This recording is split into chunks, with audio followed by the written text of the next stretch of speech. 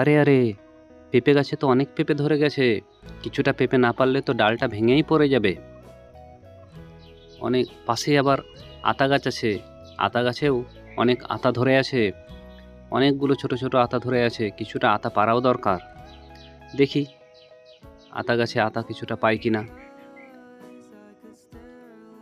আতা গাছটা তো বেশ বড় হয়ে আছে।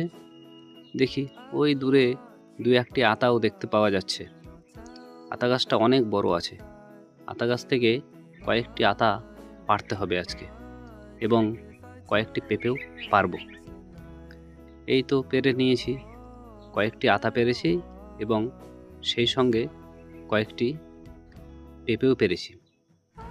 তোমরা দেখো, 3টে পেঁপে পেরেছি আর কয়েকটি তার সঙ্গে আতাও পেরেছি। পেঁপেগুলো কাঁচা আছে, তরকারি করে তো রান্না করে খাওয়া যাবে।